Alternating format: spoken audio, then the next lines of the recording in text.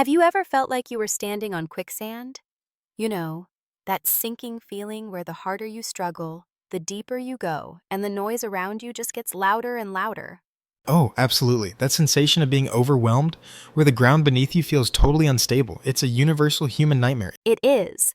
And looking at this collection of Psalms, specifically 2640, and this grouping through 64, that metaphor of the slippery ground versus the solid rock seems to be the absolute heartbeat of the text.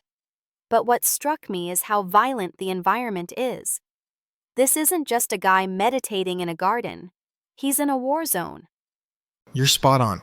We tend to romanticize these ancient poems as gentle devotional reading, but when you really dig into the text, like in Psalm 40, David starts in a horrible pit, in the miry clay. It's visceral, he's stuck. But the tension isn't just physical danger, it's psychological warfare. That's what I wanted to ask you about. I was reading Psalms 64 and 58, and the weaponry described isn't swords and shields, it's words. It feels incredibly modern, actually. It does, doesn't it? In Psalm 64, the wicked sharpen their tongues like swords. They aim deadly words like arrows. It's a conspiracy of reputation destruction. David is describing a smear campaign. They shoot from the shadows, suddenly and without fear. It's the ancient equivalent of being canceled or destroyed by a faceless mob on social media. That's a chilling comparison. And in Psalm 58, he calls them sons of men, who weigh out violence. He uses this crazy image of a snake, a deaf cobra that won't listen to the charmer. What is that about? It's a brilliant metaphor for irrational hatred. A deaf cobra represents evil that cannot be reasoned with. You can't negotiate with it. You can't charm it into being safe. It's venomous by nature, and David's reaction is raw. He doesn't say, oh well, let's agree to disagree. He prays for their teeth to be broken in their mouths. Yeah, break out the great teeth of the young lions. It's shocking to hear that kind of aggression in a prayer. It sounds like he's demanding justice, not just asking for help. Exactly. And that connects back to Psalm 26. Before he asks for protection, he establishes his own standing. He says, judge me, Lord, for I have walked in my integrity. He's basically opening his books for an audit. He's saying, I haven't sat with the hypocrites. I haven't taken the bribes. He washes his hands in innocence. So it's like he's saying, I can only ask for justice because my own hands are clean.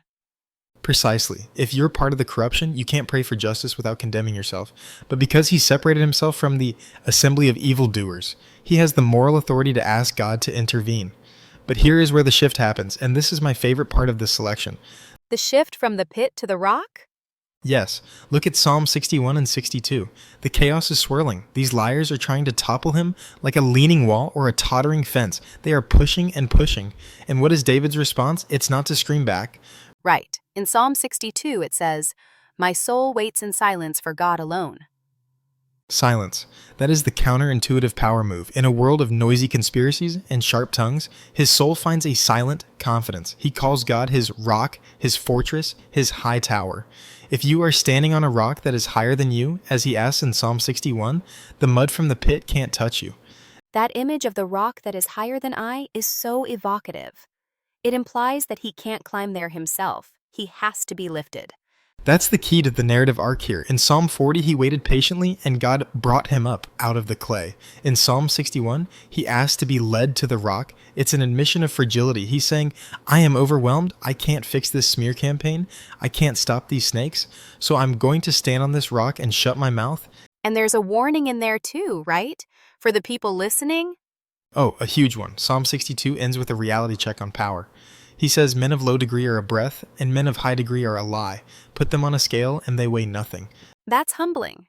It reminds me of that line, if riches increase, don't set your heart on them. Exactly. It's a deconstruction of human power. Whether it's the mob trying to destroy you or the wealth you're trying to accumulate, it's all vapor.